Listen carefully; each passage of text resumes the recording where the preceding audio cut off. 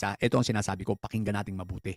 Ito malupitan itong mga banat rito ni Bayot Bay. Okay, pakinggan natin ang buo, then balikan natin at ulitin natin at ating scrutinize. Okay, so ito, sige, pakinggan natin guys. Pag ako nagsabi ng meron tayong announcement mga kababayan ha. Ito ho, 100% totoo, hindi chismis. Kilala nyo naman si Banat Bay. Pag ako nagsabi ng balita, ay talagang totoo.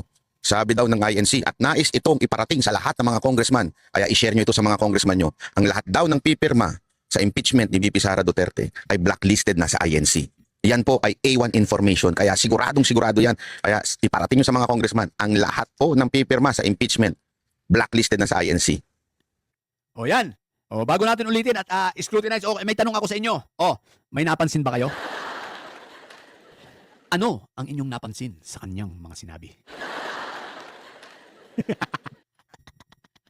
Sabi ni Alan, nakasantama ni Bayot Bay, kaya nga eh. Sige nga, anong napansin nyo? Anong napansin ninyo? Fake news na naman si Bugaw. Wala.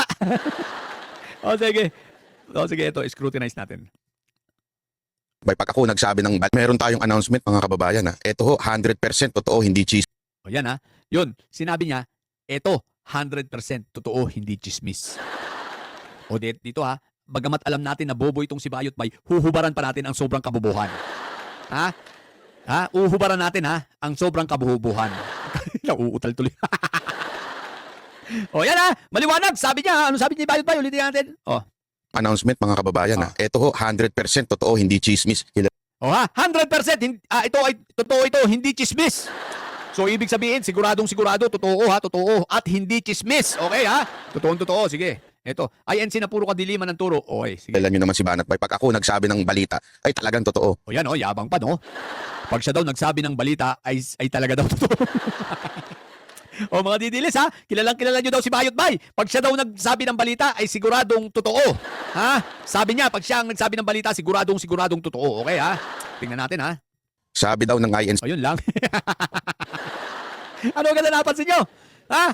Ang sabi niya ay, ito. Ulitin natin.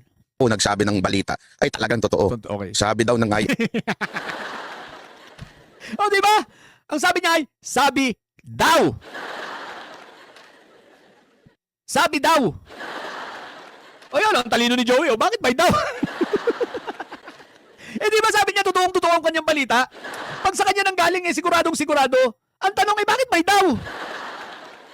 O di ba ang bobo lang? Ang bobo mo, Bayot Bay. Talagang legit na tatanga-tanga ka. Kaya takot na takot ka sa akin dahil tanga ka talaga. Isipin mo, siguradong sigurado, tapos daw. Ang sabi, daw. Ang tanga putik. Siguradong sigurado tapos daw. Kaya naman puro opinion nito. Pag nasusukol, sasabihin opinion niya. Sigurado tapos daw. Sige, panoorin pa natin. INC at nais itong iparating sa lahat ng mga congressman. Oh, Kaya nananakot na. Nakatip kay Katib muna yung puto. share nyo ito sa mga congressman nyo. Ang lahat daw ng pirma. Oh, ang lahat daw ng pipirma.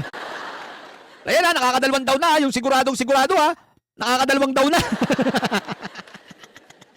Oh, mga congressman, ang lahat daw. Oh ha, daw pa rin. O sige. Sa impeachment ni VP Sara Duterte ay blacklisted na sa INC. Okay. Yan po ay A1 information. A1 information tapos daw. Bayot ba? Ano ba? Sira ulo ka ba talaga? O ikaw ay inborn na bobo? A1 information tapos daw. Namukha tarantado ka talaga yun, no? Bobo ka na, sira ulo ka ba? A1 information tapos daw. What the heck?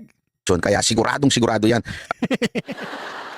A1 information. Totoo naman yung A1 information. Siguradong sigurado yun. Pero yung sinasabi mo may daw. A1 information tapos daw. Ano ka ba? Tanga ka ba talaga? O sadyang hindi ka lang nakapag-aral na inayupa ka. Yan ang problema sa isang bugaw eh. Tapos naging political commentator. What the heck? Alam nito, pagbubugaw lang eh. Tatanga-tanga.